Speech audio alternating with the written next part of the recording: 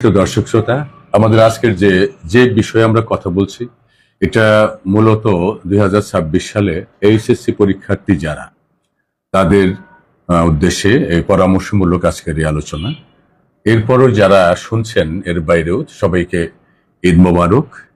আর আমরা জানি আগামীকাল 25শে মার্চ, তারপরের দিন 26শে মার্চ। এই 25শে মার্চ কাল রাত্রি নিরস্ত্র বাঙালিদের উপরে পাক হানাদার তারা যে বাহিনী, পাক হানাদার বাহিনী যা নিরস্ত্র ঢাকাবাসীর উপরে এবং দেশের আরো কিছু জায়গায় যে আক্রমণ করে হাজার হাজার নিরীহ বাঙালিকে যে হত্যা করেছিল, যারা শহীদ হয়েছেন যারা তাদের প্রতি আমি বিনম্র শ্রদ্ধা জানাচ্ছি।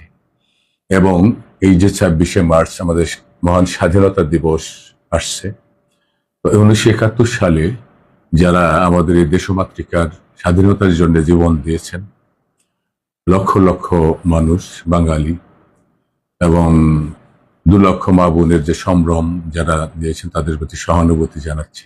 এবং 2024 সালে যারা গণ অভ্যুত্থানে যারা শহীদ হয়েছেন তাদের রুহের মাগফিরাত কামনা করছি, তাদের বিনম্র শ্রদ্ধা জানাচ্ছি। এবং যারা আহত হয়েছে তাদের আশু মুক্তি, রোগ মুক্তি এবং সুস্থতা কামনা করছি। আমি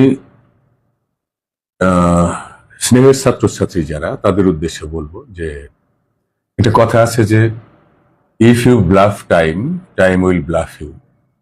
তুমি সময়কে যদি ফাঁকি দাও তাহলে সময়ও তোমাকে ফাঁকি দিবে।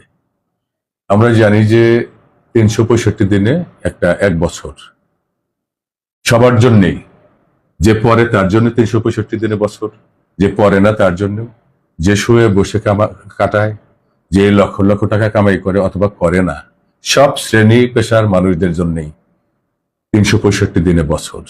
তদ্রূপ এই যে দিন 24 ঘন্টা সবার জন্যই।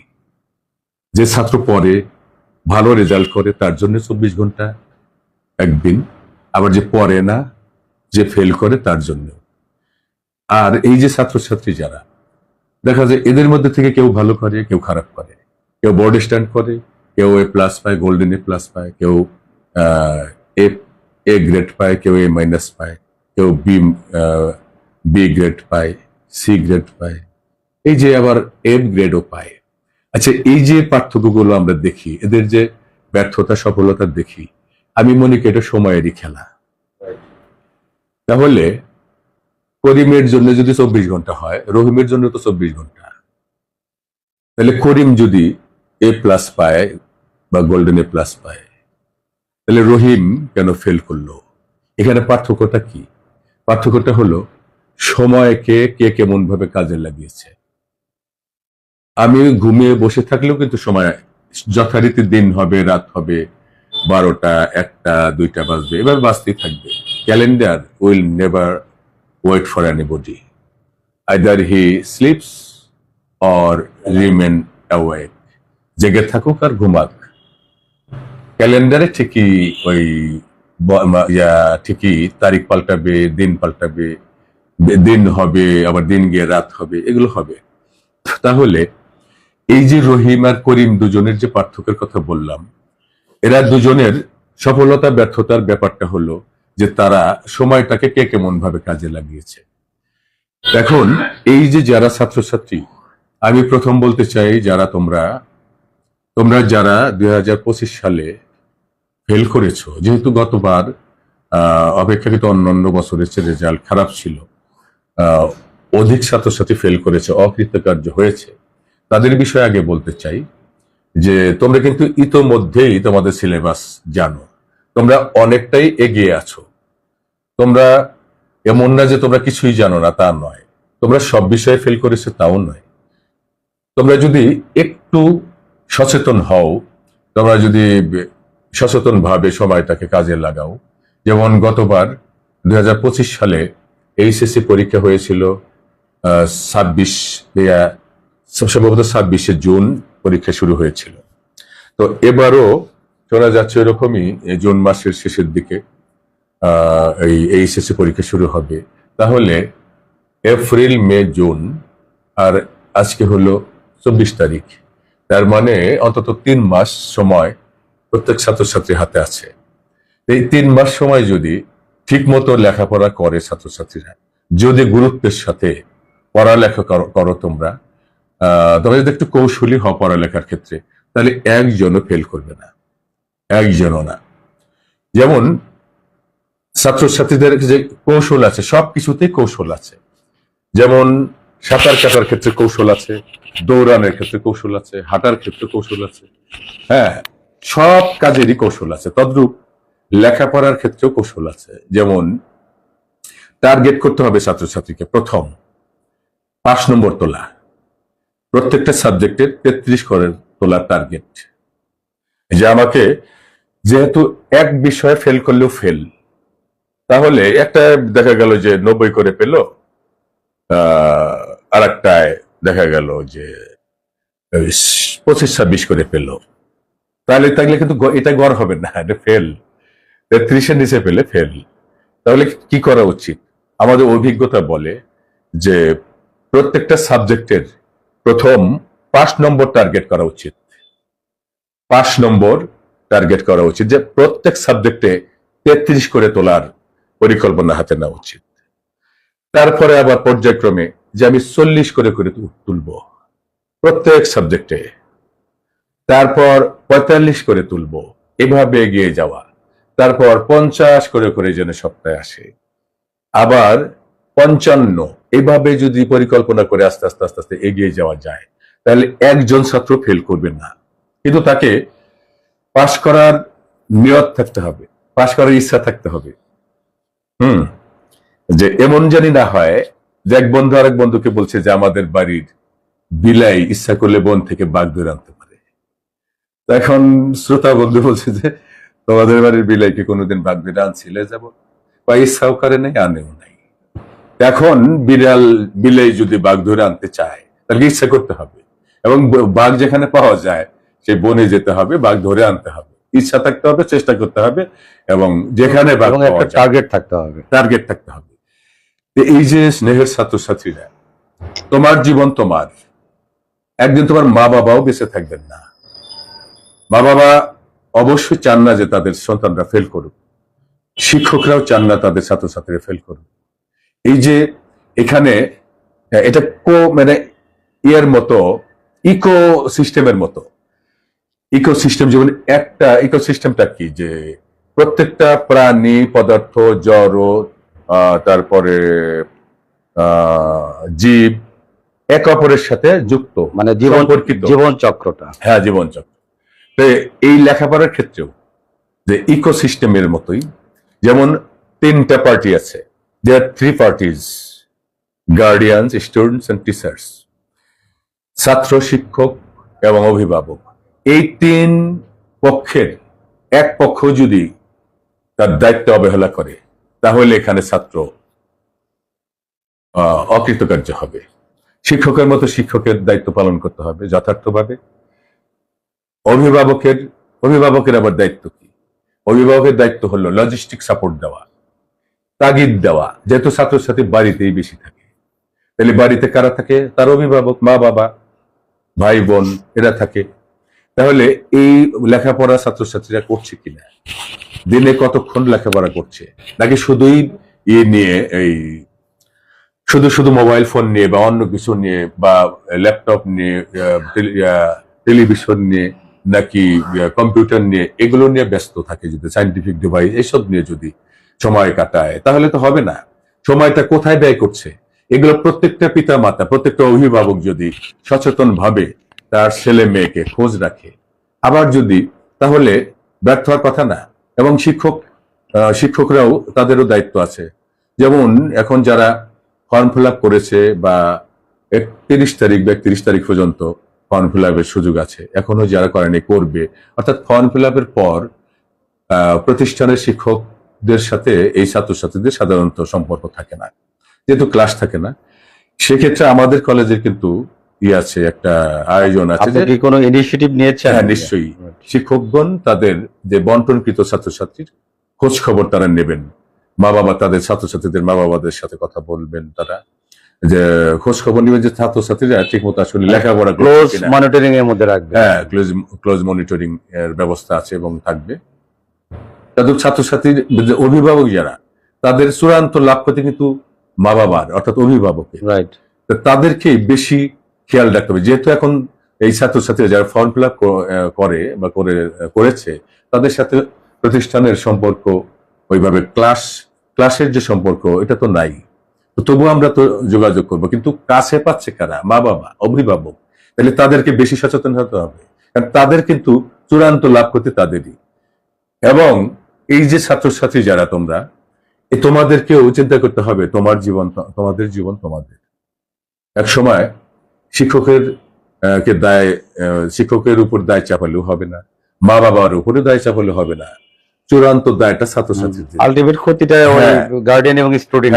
ছাত্রছাত্রীদেরকে শিক্ষকরা, সম্মানিত শিক্ষকগণ ক্লাসে তাদেরকে তারা পড়িয়েছেন, রাস্তা দেখিয়েছেন কিভাবে প্রশ্নের পদ্ধতি কেমন, প্রশ্নের উত্তর কিভাবে লিখতে হবে এবং কতটুকু লিখলে কত marks যেহেতু পাওয়া যাবে। এই বিষয়ে আসছেন, যেহেতু আপনি ইংরেজির অধ্যাপক, ইংরেজি বিষয় যদি একটু সাজেস্ট করতেন স্টুডেন্টদের। হ্যাঁ, নিশ্চয়ই ভালো হতো। এখন আমি এতক্ষণ তো সামগ্রিক কথা বললাম, এবং আমরা মাঝে মধ্যে এই লাইভ আমরা করব, কেমন আমরা সেটা করব। যে আর যেহেতু আমার সাবজেক্ট ইংরেজি, তা আমি এই বিষয়ে একটু কথা বলি। নিঃসন্দেহে দুই পেপারের আবার প্রত্যেক পেপারেই আবার দুটো করে পার্ট আছে, part A, part B, part 1, part 2 এরকম করে। তো এই যে ইংরেজিতে দেখা যায় যে অনেক ছাত্র, উল্লেখযোগ্য হারে ছাত্রছাত্রী ফেল করে। এটা বড় লজ্জাজনক ব্যাপার। ইংরেজি যদি সে সিলেবাসটাকে ভালো করে খেয়াল করে, প্রশ্নগুলো যদি ভালো করে খেয়াল করে এবং কোন প্রশ্নের উত্তর কিভাবে লিখতে হবে ভালো করে যদি খেয়াল করে, তার যদি কমন নাও পড়ে তাইলেও কিন্তু সে লিখতে পারবে, এবং লিখলে 33 অন্তত পেতে পারে। ফেল করার তো আমি সুযোগ দেখি না। তাহলে ফেল করে কারা? যারা সিলেবাসটাই ভালো করে একবারে নির্লিপ্ত যারা, আর নির্লিপ্ত থাকে যারা, তারাই। এখন ইংরেজি যদিও আমাদের ভাষা না, এটা বিদেশি ভাষা, আমাদের সেকেন্ড ল্যাঙ্গুয়েজ আমাদের দেশে, তারপরও এই ইংরেজি তো তারা ক্লাস 1 থেকে পড়ে আসছে। এবং যারা এবার এইচএসসি পরীক্ষার্থী যারা 2026 সালে, তারা কিন্তু ইতোমধ্যেই 1 থেকে এসএসসি পর্যন্ত ইংরেজিতে পাশ করে এসেছে। প্রত্যেকটা পরীক্ষায় পাশ করে করে করে করে 1 থেকে 2, 2 থেকে 3, 3 থেকে 4 এভাবে ক্লাস অতিক্রম করে উত্তীর্ণ হতে হতে কিন্তু তারা এসেছে। তাহলে এই 12-13 বছর কিন্তু তারা এই ইংরেজি পড়ছে। ওই ক্লাস 1-এ যে অ্যান্ড এর বানান AND যা ছিল, এখনো কিন্তু তাই। ফাদার বানান করতে যে বর্ণগুলো ব্যবহৃত হয় এখনো কিন্তু তাই আছে। তো এই যে বাক্য গঠনের ব্যাপারটা আগে যেমন ছিল এখনো তাই, সারা জীবনই তাই থাকবে। বাক্য গঠন, ইংরেজিতে বাক্য গঠনের যে পদ্ধতি, এটা সবসময় একই থাকবে। ইংরেজি মূলত একটা সহজ ভাষা, এটাকে যদি একটু যত্ন নেওয়া যায় তাহলে অনেক বেশি ফল পাওয়া যায়। ভয় পাওয়ার কোনোই কারণ নাই। তাহলে একটু কৌশলী হয়ে যদি ছাত্রছাত্রীরা এই সিলেবাস গুলো কোশ্চেন ওয়াইজ প্রত্যেক সাবজেক্টেরই, মানে প্রত্যেক পেপারেরই যে প্রশ্নগুলো যে আছে, এই কোশ্চেন নম্বর 1, 2, 3 এরকম করে করে যদি সে এই কোশ্চেন নম্বর 1 কে যদি প্রয়োজনে 2 দিন সময় দিল, যে এর কি আছে, মানে সহায়ক টাইম ডিস্ট্রিবিউশন একটা ফ্যাক্টর। হ্যাঁ, অবশ্যই একটা ফ্যাক্টর। যে তার তো সহায়ক বই আছে, নোট আছে, গাইড আছে। এখন তো অনলাইনে সার্চ দিলেও নানা ধরনের উত্তর পাওয়া যায়, উত্তর লেখার কৌশল পাওয়া যায়, তাই না? চ্যাট জিপিটিতে পাওয়া যায়, এআই সাহায্য নেওয়া যায়, গুগলের সাহায্য নেওয়া যায়, নানা প্রকারের সাহায্য পাওয়া। There are many sources to get help. Students may get help from different sources. আর যদি তার কলেজের শিক্ষকের কাছে যদি আসে, এমনকি আমার কাছে যদি ছাত্রছাত্রী আসে, কোনো প্রশ্ন যদি বুঝতে সমস্যা হয়, আমি যত্ন সহকারে তাকে বুঝাবো। তাই এই যে ছাত্রছাত্রীরা যদি ইংরেজির ব্যাপারে বলছি বা অন্য সাবজেক্টেও এই কৌশলটা ব্যবহার করা যেতে পারে, যে একটা সাবজেক্টে, সে বাংলাই হোক আর ইংরেজি হোক, সবচেয়ে সহজ যেটা আইটেম আমি মনে করি, আমার যে অভিজ্ঞতা থেকে আমি এটাই বুঝতে পেরেছি, যে আগে কঠিনটা নয়, আগে সহজ প্রশ্ন যেটা, সহজ কোনটা কাইন্ডলি একটু বলেন। আচ্ছা, যেমন সেকেন্ড পেপারের ব্যাপারে একটু বলি। সেকেন্ড পেপারে যেমন আছে আর্টিকেল। হুম, আর্টিকেলে কিছু ওই একটু ভেজাল আছে, কিন্তু আহ, এটা সহজ অংশটাই বেশি। তাহলে আর্টিকেলটা আগে টার্গেট করা, মানে Right. সহজ আইটেমটা আগে Right, টার্গেট right, করা। যেমন আর্টিকেল যদি এটা, এই সম্পর্কে কিন্তু ইতোমধ্যেই ছাত্রছাত্রীর ধারণা আছে। আরেকটু নিয়মগুলো যদি একটু খেয়াল করে, আর এই যে টেস্ট পেপার বেরিয়েছে, এই টেস্ট পেপার গুলো যদি আর্টিকেলে তো দুই একটা নিয়মে ইউ যদি ইউর মতো উচ্চারিত হয় তাহলেই হবে, এই থাকলেই হবে, হ্যাঁ, এই দুই একটা জিনিস জানলেই তবে কিন্তু ব্যতিক্রম গুলোই কিন্তু বেশি আসে Right, ছাত্রছাত্রী right. ছাত্রছাত্রী তোমাদেরকে বলছি হুম, যে ব্যতিক্রম গুলোই কিন্তু পরীক্ষায় বেশি আসে। তাই ব্যতিক্রম নিয়মগুলোকে একটু বেশি খেয়াল করতে হবে। তারপর এই যেমন আর্টিকেল, এটা একটা সহজ আইটেম, এমন কেউ নাই যে কম বেশি এটা জানে না। রাইট। আচ্ছা, তারপরে আছে কোশ্চেন নাম্বার 3। এখানে special use of some words and phrases, এটার মধ্যে এটা একটা সহজ আইটেম। কোথায় অ্যাজ সুন অ্যাজ বসবে, কোথায় no sooner had dot dot then বসবে, উড রাদার, হুম, তারপরে ইট দেয়ার, এগুলো আছে। হ্যাড বেটার, এগুলো বাক্যে তোমার পরিবর্তন আনতে হয় না, বক্স থেকে নিয়ে এনে সোজা একটা অর্থটা একটু খেয়াল করলেই হুম, মোটামুটি সবগুলো পারা যায়। এটা একটা সহজ আইটেম। রাইট। তারপরে আছে হলো পাংচুয়েশন। হুম, পাংচুয়েশন যদি যে কোনো দিনই পড়ে নাই, সেও যদি অন্তত ওই নিয়মগুলো যদি 3-4 বার বা 5 বার যদি পড়ে, নিয়ম বাংলায় যেটা আমরা বিরাম চিহ্ন বলি, বিরাম চিহ্ন বলে, এটা 5 বার যদি পড়ে নিয়মগুলো মনোযোগ দিয়ে, তাহলে ও 5-এর মধ্যে 4 পেয়ে যেতে পারে। তো এইভাবে যে আরো যে আইটেম গুলো আছে, যে আইটেম গুলো এই ছাত্রছাত্রীরা কিন্তু ক্লাস 10 নাগাদ, এসএসসি নাগাদ কিন্তু পড়ে এসেছে। এখানে 2-3টা আইটেম নতুন, যেটা হলো যেমন প্রোনাউন রেফারেন্সিং, তারপরে অ্যান্টোনিম সিনোনিমের ব্যবহার। এইটা মনে হয় একটু জটিল, তারপর, অ্যান্টোনিম সিনোনিমস। না না না, তারপরে আরেকটা কোন এরকম 2-3টা আইটেম। হ্যাঁ হ্যাঁ, মডিফায়ারের যে ব্যবহার, এই 2-3টা আইটেম একেবারে নতুন, কিন্তু এগুলো তো তার ফর্ম ফিরবার আগ পর্যন্ত ক্লাস করেছে ফার্স্ট ইয়ার সেকেন্ড ইয়ার। এখানে তো সম্মানিত শিক্ষকগণ তারা ধারণা দিয়েছেন, পড়িয়েছেন। তো যেটা এখন সবচেয়ে বেশি জরুরি, এই প্রত্যেক সাবজেক্টের টেস্ট পেপার কিনে এই টেস্ট পেপার গুলো সলভ করা।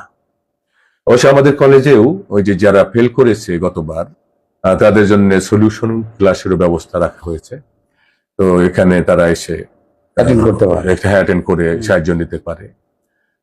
এখানে যদি বাধ্যতামূলক না এই ক্লাসগুলো, যাদের ইচ্ছা আসতে পারে সে ক্লাসগুলো সাহায্য নিতে পারে। আমাদের শিক্ষকরা সব সাবজেক্ট, সব বিষয়ের শিক্ষক, সম্মানিত শিক্ষকগণ প্রস্তুত আছেন ছাত্রছাত্রীকে যখন তখন সাহায্য করার জন্য। আমি মনে করি ছাত্রছাত্রী এখানে এসে তারা তাদের প্রয়োজনে সহায়তা নিতে পারে। এরপরে যে যার মতো আয়োজন, ব্যক্তিগত আয়োজন থাকতে পারে। ভালো শিক্ষকদের কাছে তারা প্রাইভেট আগের থেকে হয়তো পড়ে বা এখনো পড়তে পারে, বা কোনো কোচিং এ যায়, যেটা আমরা বললেও যাবে, না বললেও যাবে, যদি যায় সেখানে মোট কথা যে একা একাই পড়ুক বা কারো সাহায্য নিয়ে পড়ুক, পড়ার তালে যদি থাকে, যদি সে মনে করে যে এই যে 3 মাসের মতো সময় যে আরো আছে, হ্যাঁ, চূড়ান্ত মানে বোর্ড পরীক্ষায় বসার আগ পর্যন্ত অন্তত 3 মাস সময় আছে, কেউ যদি বই পত্র যদি স্পর্শ না করে থাকে, এই 3 মাসে যদি মনোযোগ দিয়ে পড়ালেখা করে, তাহলে কেউ ফেল করবে না, ভালো রেজাল্ট করা সম্ভব। রাইট। তাই স্নেহের ছাত্রছাত্রী, আবারও বলছি, এই যে আমার যে সম্মানিত সহকর্মী জনাব মোহাম্মদ মাসুদুর রহমান তুহিন, সহকারী অধ্যাপক দর্শন বিভাগ, মেজর জেনারেল মাহমুদ আদর্শ কলেজ, এবং আমার আরেক সহকর্মী আছেন জনাব সোহেল সৌকর্য, উনি সহকারী অধ্যাপক বাংলা বিভাগ, সরকারি ইব্রাহিম খা কলেজ, ভুয়াপুর, টাঙ্গাইলের। উনি তারা দুজনই তাদের সুচিন্তিত মতামত, তাদের অভিজ্ঞতার আলোকে অত্যন্ত সুন্দর করে এই ছাত্রছাত্রীদের উদ্দেশ্যে তারা পরামর্শ উপস্থাপন করেছেন। আমিও আমার সাধ্যমতো সেটা যেটা করলাম। তো এই শুধু লাইভ যারা তোমরা দেখছো শুনছো, এইবার না, তোমরা ইচ্ছা করলে আরো বারবার দেখে দেখে তোমরা আমাদের পরামর্শ দিতে পারো। আর এই যে কমেন্ট বক্স যে আছে, ইচ্ছা করলে ছাত্রছাত্রী বা অভিভাবক অথবা অন্য যারা কৌতূহলী আছে, তো আপনারা ইচ্ছা করলে এখানে প্রশ্ন রাখতে পারেন এই কমেন্ট বক্সে, যে এই বিষয়ে কথা বললে ভালো হয়, যেহেতু আমাদের কাজই এটা। সেই 1999 সাল থেকে শিক্ষকতা করছি কলেজে।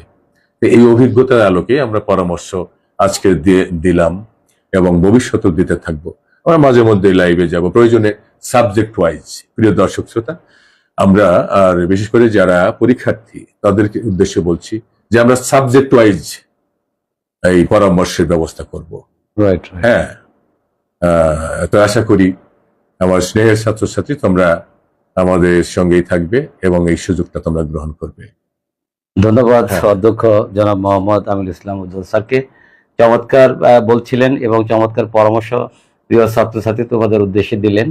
আমি মনে করি এই উপদেশ তোমরা যদি ইনটোটো মেনে চলো, আমি মনে করি in near future you will do better. So thank you very much, my dear students. Assalamu alaikum.